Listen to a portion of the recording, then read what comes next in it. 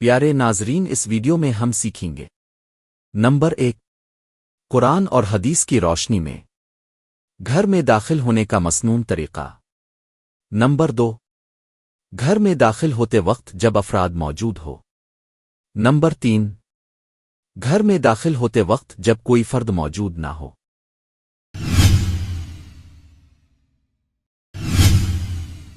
سورہ نور آیت نمبر 61 میں اللہ تعالیٰ ارشاد فرماتے ہیں، ترجمہ: پس جب تم گھروں میں داخل ہو تو اپنے لوگوں کو سلام کیا کرو، یہ اللہ کی طرف سے بابرکت اور پاکیزہ دعا ہے۔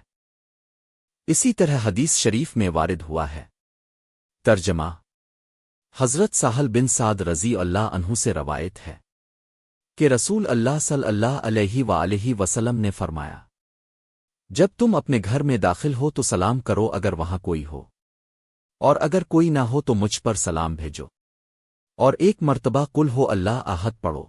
ایک دوسرے حدیث میں حضرت جابر رضی اللہ عنہ سے روایت ہے کہ اللہ کے نبی صلی اللہ علیہ وآلہ وسلم نے ارشاد فرمایا، جب آدمی اپنے گھر میں داخل ہوتا ہے اور داخل ہوتے وقت اور کھانا کھاتے وقت اللہ کا نام لیتا ہے تو شیطان اپنے ساتھیوں سے کہتا ہے، یہاں نہ تمہارے لیے رات گزارنے کی جگہ ہے اور نہ رات کے کھانے کی گنجائش۔ گھر میں داخل ہونے کے آداب۔ نمبر 1، داخل ہوتے وقت جوتوں کی آواز معمولی کھٹکھٹانے یا گالے کی صفائی جیسے آواز سے خبر دینا۔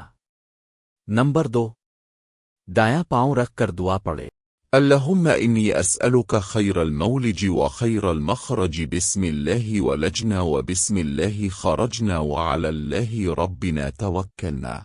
گھر میں داخل ہونے کے بعد اگر کوئی موجود ہو تو وہ کہے السلام عليكم ورحمة الله وبركاته۔ گھر میں داخل ہونے کے بعد اگر کوئی موجود نہ ہو تو کہے نمبر 1، السلام علينا وعلى عباد الله الصالحين۔ نمبر 2، اللهم صل على محمد وعلى آل محمد۔ آخر میں ایک بار سورہ اخلاص پڑھے۔ اللہ تعالی ہمیں دین پر عمل کرنے کی توفیق عطا فرمائے، آمین۔